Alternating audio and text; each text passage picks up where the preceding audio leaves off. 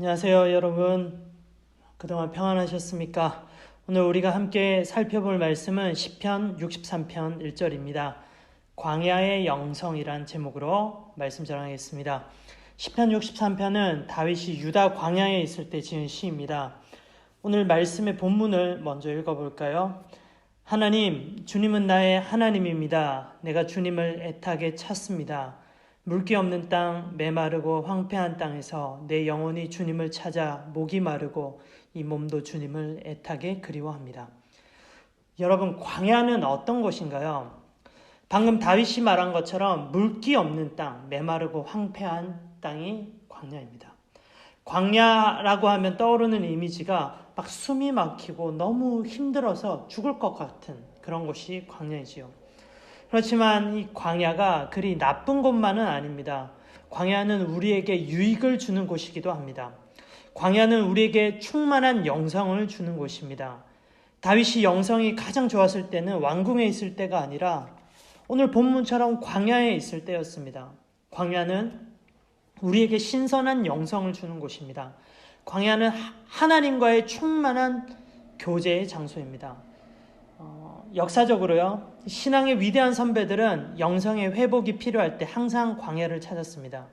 중세 때 교회가 세상에 의해 타락했을 때 광야 한복판에 세워진 수도원으로 많은 사람들이 몰려왔고 그곳에서 하나님과의 진실한 신앙을 많은 사람들이 회복하고 유지했던 것입니다.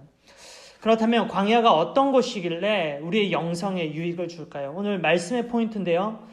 광야는 우리에게 오직 하나님 한 분만을 바라보게 하는 곳이기 때문에 우리의 영성에 도움이 됩니다. 광야가 어떤 곳인지, 그곳이 어떻게 하나님 한 분만을 바라볼 수 있게 하는 곳인지에 대해서 이 시간 세 가지 특징을 광야에 대해서 한번 생각해 보고 싶습니다. 첫 번째, 광야는 부족한 곳입니다. 광야에는 물을 마음대로 구할 수 없습니다. 광야는 물이 부족하죠. 우리 인간의 몸은 사람마다 조금 차이는 있지만 70%에서 90%가 우리 몸이 물로 이루어져 있습니다. 물이 1%에서 3%가 부족하면 심한 갈증이 나고요. 5%가 부족하면 혼수 상태가 되고 12%가 부족하면 사망하게 됩니다. 그래서 인간은 물을 자주자주 마셔야지 우리는 살 수 있습니다. 죽지 않습니다. 그런데 광야에서는요, 우리의 생명에 너무나도 소중한 이 물이 귀하고 물을 발견하기도 힘듭니다. 광야에서 물을 발견하는 것만큼 기쁘고 축복된 일도 없을 것입니다. 출애굽했던 이스라엘 백성들을 한번 생각해 보세요. 광야에서는 물이 없어서 다 죽게 되었습니다. 그래서 백성들이 물을 공급해달라고 하나님께 이야기합니다. 백성들에게 하나님은 물을 공급하시고 마시우게 하셨고 그들을 살리셨습니다. 광야에서 물을 공급하시는 분은 주님이십니다. 주님만이 우리를 살리실 수 있는 분이십니다. 주님, 제발 물 좀 주세요. 주님이 물을 주시지 않으면 우리는 죽을 수밖에 없습니다. 라고 광야에서는 주님만을 의지할 수밖에 없다는 것입니다. 여러분, 주님만을 의지한다는 것, 이것이 바로 우리에게 유익입니다. 두 번째, 광야는 위험한 곳입니다. 광야에는 위험한 것들이 많이 있습니다. 대표적인 것이 뱀이나 독성이 강한 곤충들입니다. 광야에는 독성 강한 코브라 같은 뱀들이 즐비하고요. 눈에 잘 보이지도 않는 많은 위험한 곤충들이 가득합니다. 이런 것들에게 잘못 쏘이기라도 하면 또 우리가 한 번도 본 적이 없는 그런 질병에 걸려서 바로 또 죽게 되는 경우도 있죠. 또한 광야에서는 사람의 위험도 있습니다. 도둑들이나 사회에서 추방당한 사람들이 광야에서 숨어서 살게 되거든요. 광야라면 추격하는 군대도 없고 사람들도 그만큼 없으니까 그럭저럭 이런 사람들이 목숨을 부지할 수 있었던 것입니다. 그런데 광야가 먹을 것이 풍성한 곳이 아니잖아요. 그래서 그들은 광야를 지나가는 사람들을 타겟으로, 여행자들을 타겟으로 도둑질하면서 살아갔습니다. 광야는 이렇게 동물이나 곤충, 사람의 위험이 언제나 도사리는 곳이었습니다. 그래서 광야에서 살아남기 위해서 하나님밖에는 의지할 수가 없었습니다. 하나님, 나를 위협하는 모든 상황에, 환경에서 나를 살려주세요. 나를 살리시는 분은 오직 하나님밖에 없습니다. 라고 하나님만 의지하게 되는 곳이 광야입니다. 주님만을 의지할 수밖에 없는 것, 이것이 바로 우리에게 유익이라는 것입니다. 세 번째, 광야는 외로운 곳입니다. 광야에서는 누구도 만날 수 없습니다. 광야는 홀로 있는 곳입니다. 광야는 고독하고요. 광야는 외롭고 쓸쓸한 곳입니다.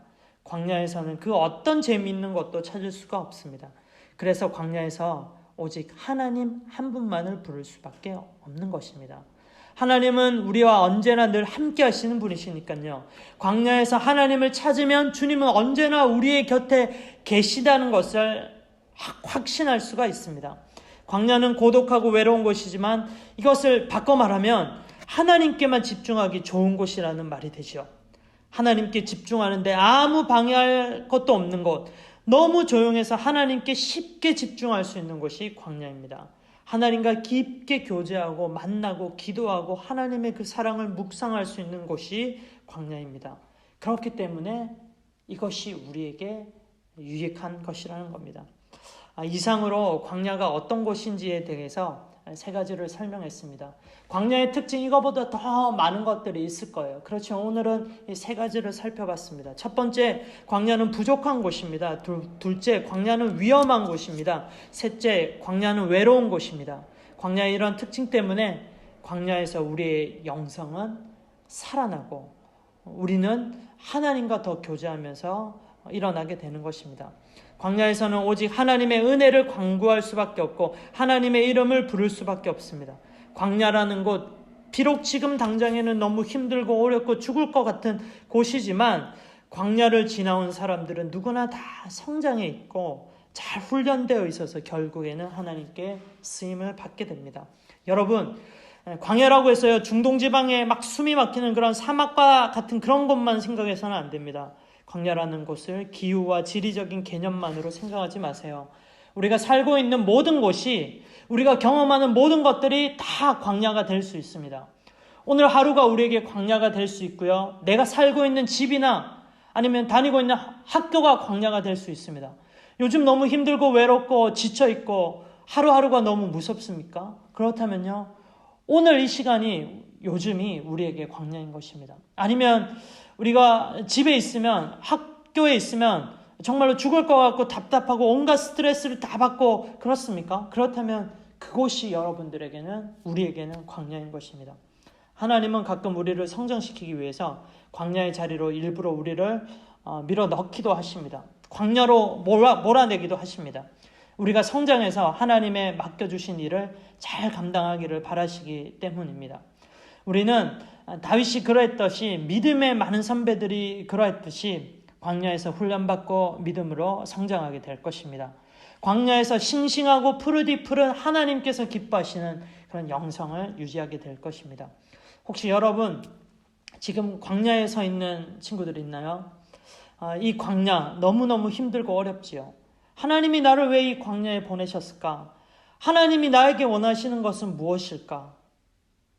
바로 우리에게 하나님께서 원하시는 것은요, 하나님으로 충만하고 하나님과 더 가까워지고 하나님 안에서 성장하기를 원하십니다.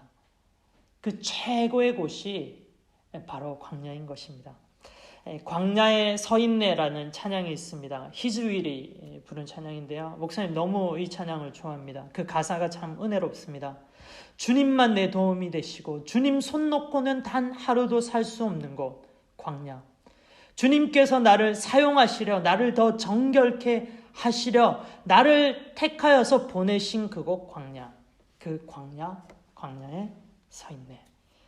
여러분, 광야가 비록 어려운 곳이지만, 그렇지만 내가 하나님으로 충만하게 되는, 우리에게 도움이 되는 곳, 그곳이 광야입니다. 사랑하는 여러분, 여러분들이 어떤 모양으로 어떤 상황으로 광야의 길을 걷고 있는지는 모르지만 오늘 다윗이 우리에게 보여주었듯이 하나님을 애타게 찾고 기다리며 고대하는 그런 은혜가 여러분들과 저에게 있기를 원합니다. 그래서 하나님 앞에 더 귀하게 쓰임받고 성장되는 우리들 되기를 간절히 기도합니다. 기도하겠습니다.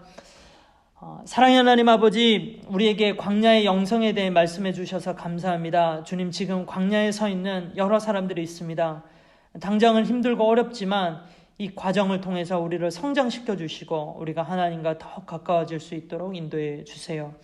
다윗처럼 광야를 지나 싱싱하고 푸른 영성으로 주님께 쓰임받는 우리들 되게 해주세요. 주님의 은혜를 기대하며 감사하며 예수 그리스도의 이름으로 기도합니다. 아멘.